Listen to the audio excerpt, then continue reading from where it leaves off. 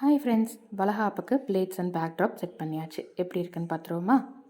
Last மினிட்ல காற்று ரொம்ப ஓவராக இருந்ததுனால வீட்டோட ஃப்ரண்ட்டில் இருந்த ஃபங்க்ஷனோட செட்டப்பை நம்ம மாடிக்கு மாற்ற வேண்டியதாகிடுச்சு. ஸோ நிறைய வந்துட்டு நம்ம பிளான் பண்ண மாதிரியே போகல. நம்ம வீட்டோட ஃப்ரண்ட்டில் எப்படி செட்டப் இருக்கும்னு பிளான் பண்ணி ரெடி பண்ணமோ, பட் மேலே வந்துட்டு அதை கம்ப்ளீட்டாக ஆப்போசிட்டு எந்த வாலையும் ஃபேஸ் பண்ண முடியல.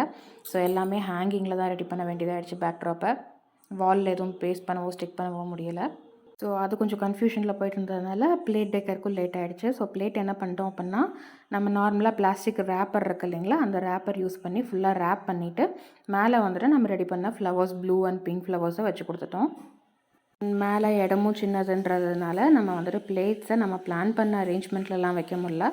ஸோ சிம்பிளாக வந்துட்டு ஒரு ஒரு ஓவல் ஷேப் வர மாதிரி பிளான் பண்ணி வச்சுட்டு அதுக்கு தகுந்த மாதிரி அரேஞ்ச்மெண்ட்ஸ் முடிச்சாச்சு. வால் பேக்ட்ராப் பார்த்திங்க அப்படின்னா 3மே வந்துட்டு இப்போ யூஸ் பண்ணிகிட்ருக்க சாரீ. ஸோ கண்டிப்பாக வந்துட்டு சேஃப்டி பின்ஸ் எதையும் குத்தி எடுக்க முடியாது. சேஃப்டி பின், ஸ்டேப்லர், கம்மு அந்த மாதிரி எதுவும் யூஸ் பண்ண முடியாது. ஸோ துணி காய போடுற கிளிப்பை யூஸ் பண்ணி தான் மேக்ஸிமம் எல்லாமே ஃபிக்ஸ் பண்ணியிருக்கோம். இந்த பிக்சரை வந்துட்டு ஆக்சுவலாக நம்ம சென்டரில் பிளான் பண்ணியிருந்தோம் பேக்ட்ராப்பில். பட் ஆனால் இங்கே வந்துட்டு செவுத்தில் எங்கேயும் ஒட்ட முடியாது, ஹேங்கிங்கில் இருக்குது அப்படின்றதுனால நம்ம சைடில் வந்துட்டு செவுத்தில் டபுள் சைட் டேப் யூஸ் பண்ணி ஒட்டியாச்சு. இதுதான் நம்மளோட ஃபைனல் அவுட்புட். எப்படி இருக்குது அப்படின்றத மறக்காமல் கமெண்ட் செக்ஷனில் கமெண்ட் பண்ணுங்கள்.